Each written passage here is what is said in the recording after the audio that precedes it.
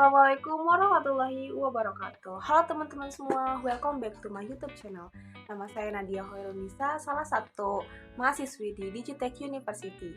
Pada kesempatan kali ini, saya akan sedikit menjelaskan mengenai komunikasi bisnis. Nah, dalam komunikasi bisnis sendiri, ada beberapa jenis komunikasi yang dapat kita ketahui. Yang pertama adalah komunikasi interpersonal, yang kedua adalah komunikasi intrapersonal, dan yang ketiga adalah komunikasi kelompok. Tapi ngomong-ngomong, teman-teman udah tahu belum sih apa sih perbedaan ketiga jenis komunikasi tersebut? Kalau belum, kita bahas sama-sama ya. Yang pertama, kita bahas terlebih dahulu apa sih itu komunikasi interpersonal. Komunikasi interpersonal adalah komunikasi yang terjadi antara dua orang atau lebih, di mana terjadi secara langsung dan terarah.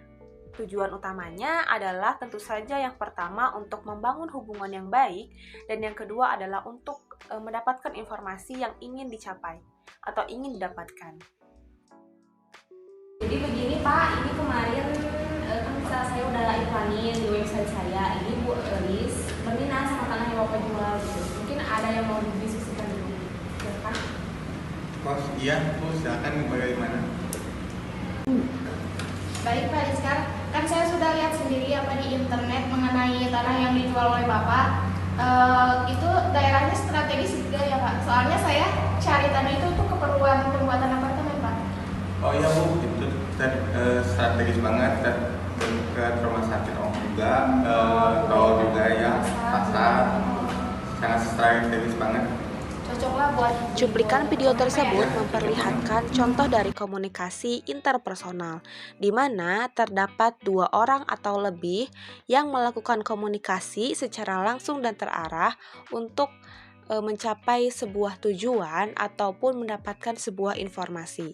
Dalam video tersebut terlihat ada dua belah pihak, di mana pihak penjual dan pihak pembeli ingin sama-sama mencapai titik kesepakatan untuk mendapatkan harga tanah yang pas sesuai dengan tujuan dan kemampuan finansial mereka. Dalam proses negosiasi bisnis ini nantinya akan mendapatkan sebuah kesepakatan yang pastinya sama-sama menguntungkan dan sama-sama disepakati oleh kedua belah pihak. Maka dengan adanya komunikasi bisnis ini dapat memberikan kebaikan dan memberikan kemudahan bagi manusia untuk menentukan sebuah keputusan. Yang kedua, kita akan membahas mengenai komunikasi kelompok. Apa sih itu komunikasi kelompok? Komunikasi kelompok adalah komunikasi yang terjadi antara 2 atau 3 orang lebih, di mana orang-orang tersebut tergabung dalam sebuah kelompok atau sebuah organisasi, dan mereka membincangkan suatu hal atau permasalahan dalam kelompok. Dalam cuplikan video ini terlihat beberapa orang sedang berdiskusi.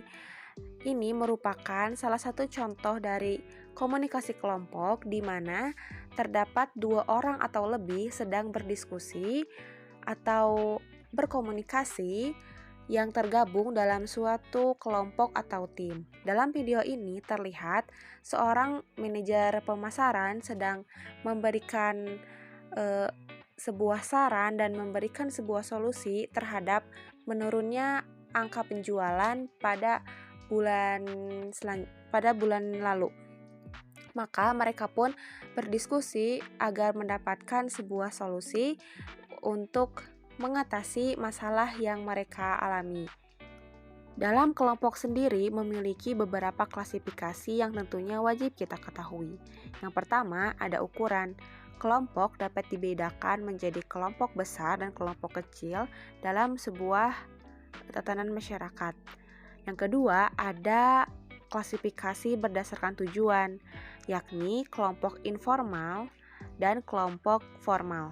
Kelompok informal contohnya adalah lingkungan pertemanan maupun lingkungan keluarga. Sedangkan kelompok formal adalah dalam hal perusahaan maupun kantor dan lingkungan formal lainnya. Klasifikasi yang ketiga adalah berdasarkan status, di mana kelompok terdapat ada yang kelompok terbuka maupun ada kelompok yang tertutup. Dan yang terakhir ada peranan, yakni kelompok dapat diklasifikasikan dapat dibedakan menjadi kelompok primer maupun kelompok sekunder. Nah, kelompok juga memiliki beberapa klasifikasi. Yang pertama tentunya dari bahasa dan sistem simbolik, norma dan nilai, gaya komunikasi, keterbukaan, serta pengaruh dan kepemimpinannya sendiri. Kelompok juga memiliki beberapa jenis. Ada kelompok yang namanya kelompok deskriptif, yakni kelompok yang dibentuk berdasarkan karakteristik atau ciri-ciri tertentu. Kelompok ini terbentuk secara alami dan tidak memiliki tujuan, seperti kelompok Gen 90, kelompok milenial, kelompok wanita, kelompok pria, dan sebagainya.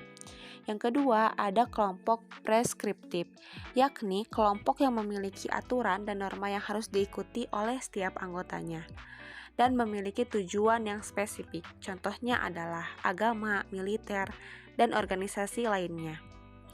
Fungsi dari komunikasi kelompok sendiri adalah meningkatkan keterikatan dan kebersamaan, menentukan tujuan dan misi kelompok, meningkatkan efektivitas dan kinerja kelompok, meningkatkan motivasi dan kepuasan anggota kelompok, dan meningkatkan keterampilan sosial dan pemecahan masalah dalam masyarakat. Itulah beberapa hal yang harus kita Itulah ketahui pemaparan dalam materi yang kelompok dapat saya atau dalam sampaikan mengenai komunikasi kelompok dan komunikasi interpersonal. Semoga dapat bermanfaat bagi teman-teman semua ya. Dan mohon maaf apabila ada kekurangan. Terima kasih. Wassalamualaikum warahmatullahi wabarakatuh.